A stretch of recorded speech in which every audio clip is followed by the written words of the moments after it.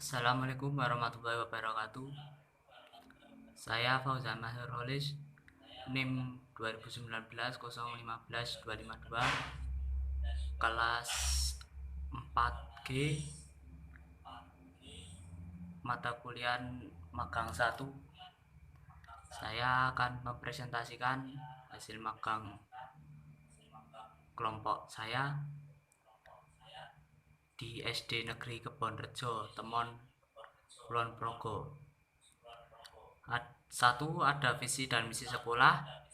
Ada visi terwujudnya peserta didik yang berhak, mulia, cerdas, terampil, berprestasi, dan berbudaya berdasarkan iman dan takwa. Misi 1. Melaksanakan pembelajaran PAIKEM, menciptakan lingkungan sekolah yang bersih, sejuk, indah, dan nyaman. Yang ketiga, meningkatkan kedisiplinan seluruh komponen sekolah. Yang keempat, mewujudkan kerjasama yang harmonis baik di dalam maupun di luar sekolah. Yang kelima, meningkatkan kompetensi siswa agar mampu bersaing untuk melanjutkan ke jenjang pendidikan yang lebih tinggi. Yang keenam, menumbuhkan sikap disiplin dan etika dalam kehidupan sosial di sekolah, di rumah, dan di masyarakat. Yang ketujuh, menumbuhkan nilai-nilai keagamaan dan sosial budaya melalui pendidikan karakter dan budi pekerti pada semua bidang studi. Yang kedelapan, menumbuhkan dan melestarikan nilai-nilai budaya lokal. Ada sosialisasi visi dan misi sekolah. Terdapat bukti dan undangan sosialisasi dengan wali murid. Yang ketiga, ada bagian struktur organisasi sekolah. Ada struktur organisasi SD Negeri Kebonrejo. 1. Kepala Sekolah Bapak Purwanto, Sarjana Pendidikan SD. Komite Sekolah Pak Muhlatif. Yang ketiga, Administrasi Sekolah Ibu Supiah, Sarjana Pendidikan. Yang keempat, Laboran Ibu Dela Ayu Ramadhani, Sarjana Pendidikan. Yang kelima, Pustakawan Eva Nur Khalifah. Yang ketujuh, Wali kelas 1 Ibu Nur Hidayah, Sarjana Pendidikan. Kelas 2, Ibu Dela Ayu Ramadhani, Sarjana Pendidikan. Kelas 3, Ibu Supiah SPD. Yang kelas 4, Ibu Sudaryati SPD SD. Yang kelas 5, Ibu Lucy Dahlia, Sarjana Pendidikan. Yang keenam, kelas 6, Pak Mailan Nur Rahmat SPD. Yang ke-8, Guru PAI Ibu Nur Hayati. Yang ke-9, Guru Penjaskes Istik SAMA PD. Yang ke-10, Guru Ekstrakurikuler Evan Nur Khalifah dan Dela Ayu Ramadhani SPD. Keempat, ada deskripsi tugas untuk masing-masing komponen organisasi sekolah. Terdapat di dalam buku pegangan kepala sekolah pada deskripsi tugas masing-masing komponen organisasi sekolah. Yang kelima, ada sosialisasi program kerja sekolah. Sekolah bekerja sama dengan komite untuk melakukan sosialisasi tugas dari kurikulum. Yang keenam, ada sosialisasi peraturan dan tata tertib sekolah, kelas, guru, dan siswa. Setiap tahun sekolah mengadakan sosialisasi yang dihadiri oleh wali murid. Yang ketujuh, ada sarana dan prasarana sekolah. Sarana meliputi 1. Peralatan pendidikan, 2. Media pendidikan, yang ketiga buku dan sumber belajar, yang keempat bahan habis pakai, yang kelima ada lingkungan belajar yang kondusif dan nyaman. Sarana yang saya lihat selama observasi sangatlah lengkap. Peralatan pendidikan seperti alat tulis yang memadai, alat praktik pembelajaran olahraga dan IPA, media belajar seperti komputer, layar proyektor, buku yang lengkap tersedia di perpustakaan, bahan habis pakai juga tersedia seperti kapur, tipek, lingkungan yang nyaman dan kondusif sehingga peserta didik merasa senang. Sarana mengacu pada SNP.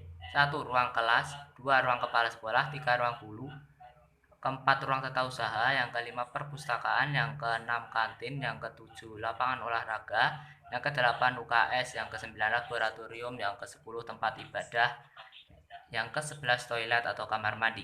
Tersedia 6 ruang kelas yang nyaman. Di dalamnya tersedia alat dan media pembelajaran yang memadai. Ruang kepala sekolah dan ruang guru juga tertata dengan rapi. Ruang tata usaha yang memadai serta perpustakaan yang nyaman dan sumber bacaan yang lengkap untuk siswa SD. Kantin yang bersih dan memadai, 2 lapangan olahraga yang cukup luas. Juga tersedia gawang sepak bola dan ring basket, serta lapangan khusus untuk lompat jauh. Tersedia UKS, peralatan P3K, dan obat-obatan ringan yang tersedia. 1 laboratorium IPA, tempat ibadah seperti musola, dan ruang agama non-muslim juga tersedia dengan nyaman. Dan terdapat 2 toilet yang bersih. Yang kedelapan, ada strategi pengembangan sekolah. Ada jangka panjang, jangka pendek, dan jangka menengah. Yang kesembilan, ada sistem evaluasi. Ada sistem evaluasi wajib diadakan bagi guru maupun siswa. Untuk guru, dievaluasi tentang kinerja guru selama mengajar. Sedangkan untuk siswa, dievaluasi tentang hasil saat ujian, serta dicari solusinya. Yang ke-10, ada sistem reward dan punishment.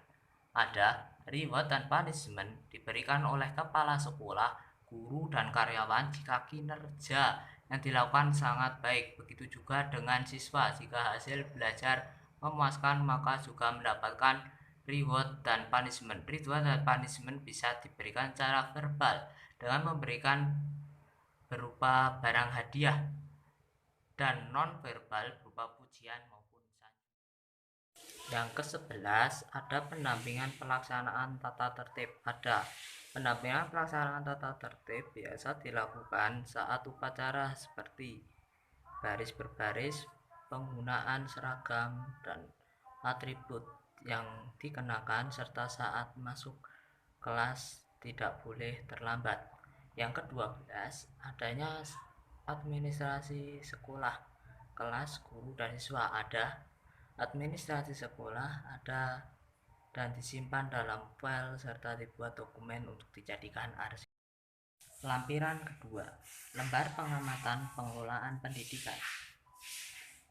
Nomor 1, pengelolaan kesiswaan. Ada pengelolaan kesiswaan dilakukan oleh wali kelas masing-masing. Wali kelas harus berperan aktif dalam pengelolaan kesiswaan. A. Pedoman penerimaan peserta didik baru. Ada pedoman penerimaan berasal dari petunjuk teknis atau juknis yang berasal dari dinas Pendidikan Pemuda dan Olahraga Dikpora.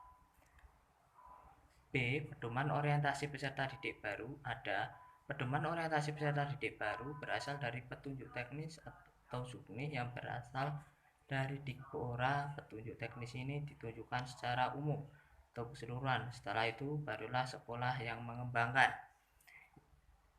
C. Pelaksanaan orientasi peserta didik baru. Ada pelaksanaan masa pengenalan lingkungan sekolah. Bagi siswa yang baru dimulai di minggu pertama di tahun ajaran baru, pelaksanaan 3 hari. Di situ siswa mulai dikenalkan dengan tata tertib, guru, budaya sekolah, lingkungan sekolah. D. Dokumen presensi peserta didik di sekolah. Ada dokumen presensi peserta didik, ada dalam bentuk tulis yang selalu dibawa wali kelas, dan ada yang dibuat dokumen untuk arsip sekolah. Angka E. Pelayanan peserta didik, bimbingan konseling, pelayanan perpustakaan, dan koperasi sekolah. Ada pelayanan peserta didik untuk bimbingan konseling dilakukan oleh guru kelas atau wali kelas masing-masing. Wali kelas juga harus bisa mengetahui setiap sikap siswanya, sedangkan pelayanan perpustakaan dilakukan oleh pustakawan.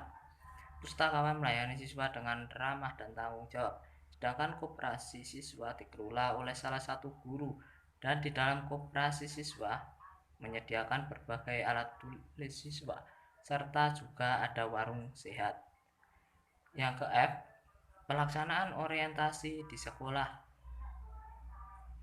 dalam kegiatan ekstrakurikuler. Ada kegiatan ekstrakurikuler, ada beberapa kegiatan, ada yang wajib dan ada yang pilihan. G, jadwal piket siswa di kelas. Ada jadwal piket ditempel di papan pengumuman kelas dan disusun oleh guru. Jadwal diurutkan berdasarkan absen siswa. Yang kedua, ada pengelolaan kurikulum. Ada draft dibuat oleh tim perumus kurikulum yang selanjutnya di-workshopkan bersama kepala sekolah, guru, karyawan, komite pengawas sekolah, serta para wali murid. Fungsinya untuk meminta persetujuan apakah kurikulum yang telah disusun layak untuk diajarkan. A. Jadwal pengajar pendidik. Ada jadwal mengajar pendidik disesuaikan oleh perumusan di kurikulum guna untuk menyesuaikan kebutuhan yang ada. Selanjutnya baru ditempel di papan pengumuman atau informasi. Yang ke B, jadwal kegiatan ekstrakurikuler. Ada jadwal kegiatan ekstrakurikuler juga terpampang jelas. Pramuka dilaksanakan pada hari Jumat. Yang ketiga, ada pengelolaan personalia. Ada pengelolaan personalia ditangani langsung oleh kepala sekolah. A. Daftar urutan kepangkatan tenaga pendidik. Ada urutan kepangkatan didasarkan menurut pangkat golongan, masa kerja, dan sebagainya. Daftar urutan kepangkatan dibuat di papan yang telah didesain sesuai format kepangkatan dan dipasang di dinding ruang kepala sekolah. Struktur kepangkatan dimulai dari guru yang PNS, honorer, hingga GTT. B. Daftar urutan kepangkatan administrasi. Ada urutan kepangkatan didasarkan menurut pangkat, golongan, masa kerja, dan sebagainya. Daftar urutan kepangkatan dibuat di papan yang telah didesain sesuai format kepangkatan dan dipasang di dinding ruang kepala sekolah. Struktur kepangkatan dimulai dari guru yang PNS, honorer, hingga GTT. Yang keempat, ada pengelolaan keuangan. Ada pengelolaan keuangan dikelola oleh bendahara sekolah. A. Papan informasi keuangan sekolah. Ada papan informasi keuangan juga ada ditempel di dinding. Gunanya agar semua warga sekolah mengetahui anggaran masuk dan keluar per tahunnya. B. Sumber pendanaan sekolah. Ada sumber pendanaan berasal dari dana BOS yang berasal dari pemerintah pusat. Yang kelima, pengelolaan hubungan masyarakat dan sekolah. Ada hubungan sekolah dengan masyarakat, hubungan yang saling timbal balik yang baik. Jika sekolah memiliki acara dan membutuhkan parkir yang luas, warga sekitar yang membantu parkir agar jalanan tidak macet. Sedangkan jika ada masyarakat sekitar yang meninggal, para guru juga melayat. A. Sistem pelayanan informasi dari sekolah ke masyarakat melalui papan pengumuman, majalah dinding, brosur, dan informasi digital. Ada sistem penyampaian informasi ke masyarakat dengan menggunakan papan pengumuman yang ditempelkan di papan pengumuman informasi papan pengumuman informasi digital yang disebarkan melalui WA, Facebook, Instagram. Dan itu juga dengan menggunakan undangan resmi yang disampaikan kepada masyarakat. B. Pelaksanaan komite sekolah. Peran dan fungsi komite sekolah. Peran komite adalah sebagai lembaga pemberi pertimbangan dalam penentuan dan pelaksanaan kebijakan pendidikan di satuan pendidikan. Fungsi mendorong tumbuhnya perhatian dan komitmen wali murid terhadap penyelenggaraan pendidikan yang bermutu dan menampung serta menganalisis aspirasi, ide, tuntutan, dan berbagai kebutuhan pendidikan yang diajukan oleh wali murid. Yang keenam, pengelolaan sarana dan prasarana. Ada sarana dan prasarana di sekolah. Seluruh warga sekolah, sarana dan prasarana wajib dikelola dengan baik. A. Daftar inventaris sekolah. Ada inventaris sekolah diantaranya gedung, komputer, instalasi listrik, printer, peralatan ekstrakurikuler. B. Daftar inventaris sarana dan prasarana di kelas. Ada sarana dan prasarana adalah meja, kursi, LCD, proyektor, papan tulis, penggaris, alat dan alat kebersihan. Lampiran ketiga. Lembar pengamatan budaya sekolah. 1. Ada kegiatan 3S. Senyum, sapa, salam. Ada kegiatan 3S merupakan kegiatan pembiasaan yang berlaku di SD Negeri Kebonrejo dan bersifat non formal, berlaku untuk seluruh warga sekolah. Kegiatan ini dari pembiasaan menjadi budaya sekolah. Yang kedua, ada sikap ramah dan santun. Ada bersikap ramah dan santun juga diterapkan di SD Negeri Kebonrejo agar terjadi hubungan yang positif antara siswa, guru, dan karyawan sekolah. Yang ketiga, ada pelaksanaan ibadah bersama. Ada ibadah bersama dilakukan bagi yang beragama Muslim, sholat zuhur bersama, serta jika saat bulan Ramadan diadakan pesantren kilat di sekolah, serta buka bersama. Dan bagi yang beragama non-Muslim seperti Kristen atau Katolik juga diadakan Natalan bersama saat perayaan hari Natal. Yang keempat, ada pengkondisian awal belajar. Ada pengkondisian awal belajar biasanya sebelum masuk kelas siswa berbaris di depan kelas dan masuk sambil menyalami guru dengan ucapan salam dan selamat pagi. Gurunya juga menyambut dengan raut wajah yang senang. Setelah itu, masuk kelas dilanjutkan dengan berdoa dan sebelum memulai pembelajaran diwajibkan menyanyikan lagu Indonesia Raya dan lagu daerah agar rasa nasionalisme sebagai warga negara Indonesia ada dan yang menjadi dirijen dilakukan dengan bergilir. Yang kelima, ada suasana kelas yang menyenangkan. Ada suasana kelas dibuat menyenangkan dengan cara tempat duduk yang dirubah membentuk huruf U agar berubah pandangan dan agar tidak monoton, serta dibuat kuis yang disertai lagu agar siswa bersemangat untuk belajar, serta media pembelajaran yang menarik. Yang keenam, ada anjuran menjaga 5K, kebersihan, keamanan, ketertiban, keindahan, dan kekeluargaan. Ada kebersihan diadakan rutin di hari Jumat dengan nama Gerakan Jumat Bersih. Dilakukan seluruh warga sekolah, biasanya dimulai dari pukul 7 sampai pukul 8. Keamanan ditujukan dengan penutupan gerbang mulai dari pukul 7 sampai selesai pembelajaran. Gunanya untuk menjaga siswa agar saat istirahat tidak jajan di luar sekolah. Ketertiban dilakukan oleh guru, karyawan, dan seluruh siswa mulai dari kedatangan ke sekolah, cara berpakaian, dan saling menghargai agar tertib. Keindahan ditunjukkan dengan cara menjaga ruang kelas yang tertata rapi, membersihkan taman yang ada di sekolah, serta menghias ruang kelas dengan kata-kata penyemangat belajar. Yang terakhir, atau kekeluargaan, rasa saling toleransi, saling menghargai, dan menciptakan rasa kekeluargaan yang baik. Misalnya, ada siswa yang sedang sakit atau tertimpa bencana, maka sudah selayaknya sebagai manusia memiliki rasa toleransi untuk memberikan bantuan agar rasa kekeluargaan tetap terjalin. Yang ketujuh, ada upacara bendera. Ada upacara dilaksanakan setiap hari Senin di sekolah. Selain itu, juga jika ada hari besar kenegaraan seperti 17 Agustus, Hari Pendidikan, dan yang lainnya juga diadakan upacara bendera. Kelengkapan upacara seperti sound system, susunan acara, Pancasila, UUD 1945 juga tersedia dan dibuat map. Yang kedelapan, ada penggunaan seragam sekolah. Ada penggunaan seragam sekolah juga sesuai dengan ketentuan. Jika hari Senin saat upacara harus dengan atribut yang lengkap, seperti topi, dasi, sepatu hitam, memakai ikat pinggang, dan kaos kaki hitam putih. Dengan hari-hari yang lain juga menyesuaikan, seperti Selasa merah putih, hari Rabu mengenakan merah putih, Kamis batik geblek renteng, Jumat pramuka, dan jika saat penggunaan pakaian adat saat Kamis Pahing, semua warga sekolah termasuk peserta didik juga wajib mengenakan. Yang kesembilan, ada aturan pelaksanaan disiplin guru. Guru juga wajib menaati peraturan agar disiplin. Guru wajib datang sebelum pukul 7 di saat mengajar. Juga harus tepat waktu agar waktu tidak terbuang sia-sia. Yang ke-10, ada pelaksanaan disiplin peserta didik. Ada masuk tepat waktu, kedisiplinan memanfaatkan waktu, masuk kelas antri, melangkah masuk kelas kaki kanan, sebelum pembelajaran dimulai wajib literasi, disiplin beribadah seperti sholat duha, sholat duhur, pemakaian seragam, pelaksanaan ekstrakurikuler.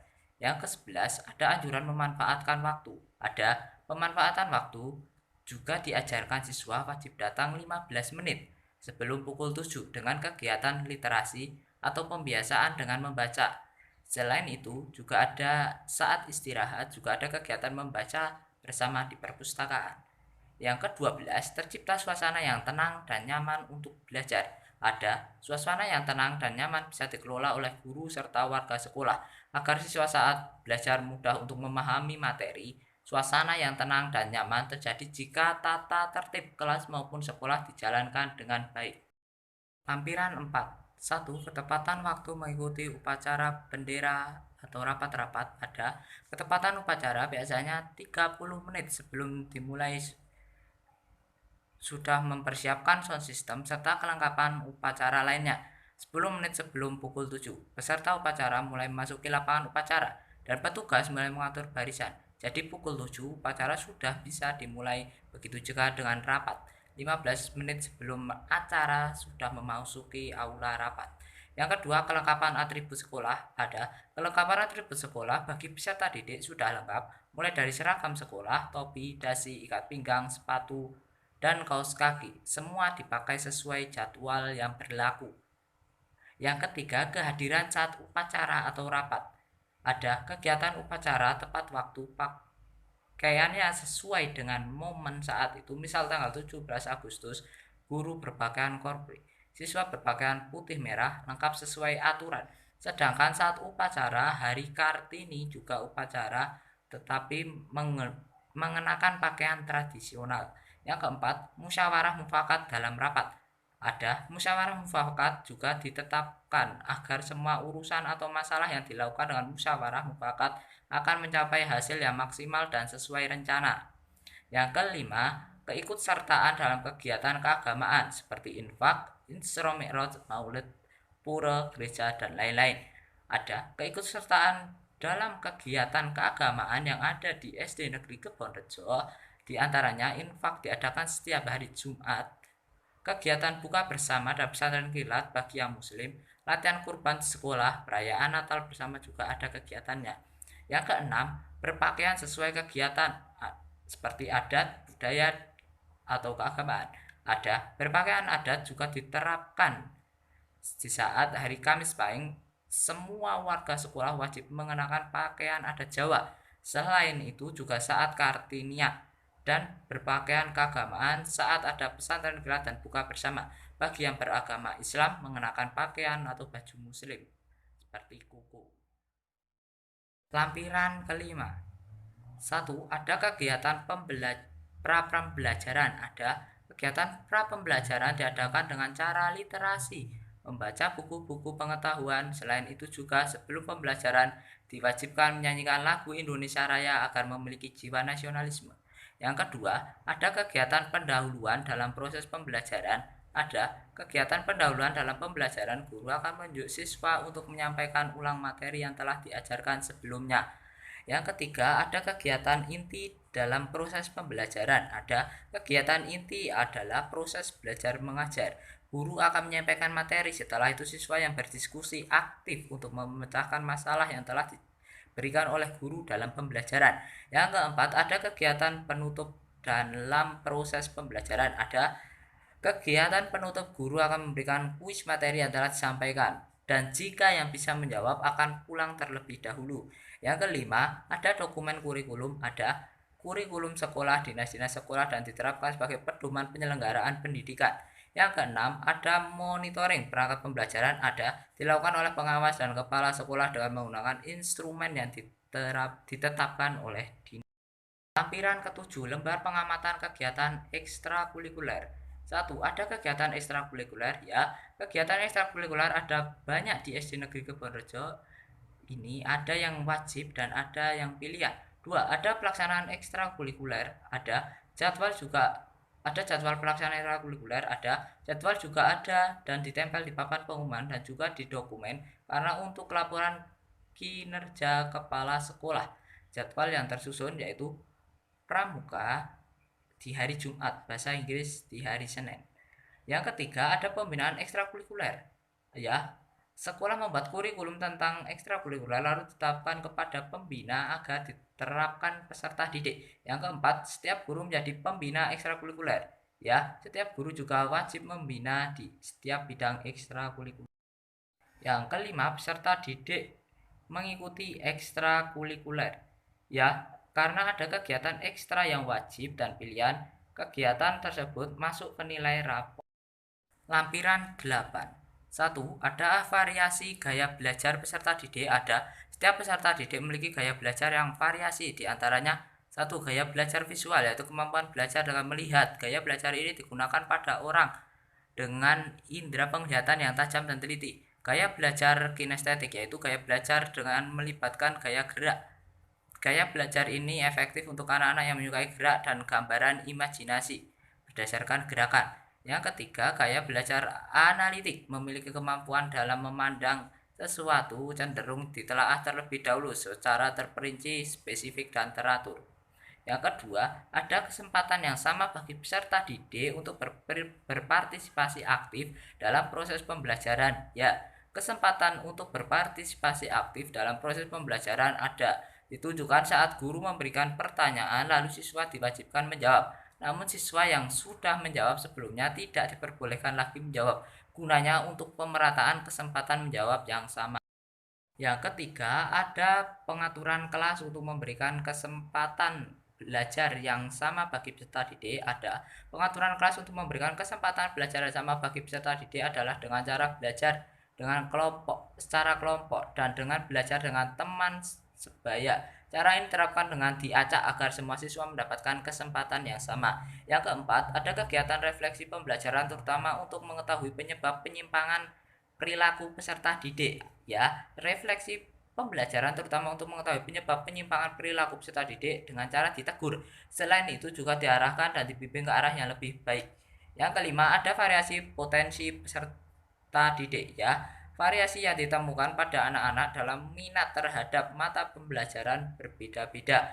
Yang keenam, ada variasi karakteristik peserta didik baik secara mental maupun fisik. Ya, karakteristik peserta didik berbeda-beda. Satu, terdapat peserta didik yang pemberani dalam artian berani untuk bertanya atau menyampaikan pendapat. Yang kedua, terdapat peserta didik yang pemalu untuk menyampaikan pendapat dan ada juga yang masih malu-malu untuk bertanya tentang materi yang telah disampaikan. Yang ketiga, terdapat peserta didik yang pemalas, malas untuk mengerjakan tugas. Pihak sekolah sudah mengingatkan untuk mengerjakan dan disuruh mengumpulkan tepat waktu, tetapi peserta didik tersebut tetap tidak mengerjakan tugas karena terdapat faktor yang tidak. Lampiran 9. Catatan harian kegiatan program pengenalan budaya sekolah. Hari pertama nomor 1, hari atau tanggal Rabu 10 Februari 2021, jam datang jam 8, jam pulang jam 12.30. Kegiatan penerjunan magang dari pihak kampus melalui Zoom dan didampingi kepala sekolah serta wawancara. Yang kedua, hari Kamis 11 Februari 2021 pukul 8 sampai dengan pukul 1 siang. Melanjutkan wawancara dan mengisi lembar pengamat. Nomor 3, hari Senin tanggal 15 Februari 2021. Jam datang jam 8, jam pulang jam 12. Kegiatan membantu administrasi sekolah dan menyusun jadwal KBM. Yang keempat, Selasa tanggal 16 Februari 2021 pukul 8 sampai pukul 13.00 membantu administrasi sekolah dan menyusun ulang struktur organisasi sekolah. Yang kelima, Rabu 15 Februari 2021 pukul 8 sampai pukul 12.00 melanjutkan pengamatan. Yang keenam, Kamis 18 Februari 2021 pukul 8 sampai pukul 12.00 memasang spanduk jadwal KBM. Jumat 19 Februari 2021 pukul 8 sampai 11 melanjutkan mengerjakan struktur organisasi sekolah dan membersihkan ruang kelas. Yang kedelapan, Senin 22 Februari 2021 pukul 8 sampai 12.00 membantu menata ruang kelas. Yang kesembilan, Selasa 23 Februari 2021 pukul 8 sampai pukul 13.00 membersihkan kelas dan lingkungan sekitar. Yang ke-10, Rabu tanggal 24 Februari 2021 pukul 8 sampai dengan pukul 12 membersihkan kelas dan lingkungan sekitar. Yang ke-11, Kamis 25 Februari 2021 pukul 8 sampai dengan pukul 12 mengambil video lingkungan sekolah dan kelas. Yang ke-12, Jumat 26 Februari 2021 pukul 8 sampai dengan pukul 11, Jumat bersih dengan membersihkan lingkungan sekitar. Yang ke-13, Rabu 3 Maret pukul 8 sampai dengan pukul 11, penarikan magang didampingi pihak sekolah serta memberikan ucapan terima kasih kepada sekolah karena sudah bersedia menerima saya. Terima kasih. Wassalamualaikum warahmatullahi wabarakatuh. Salam dan bahagia.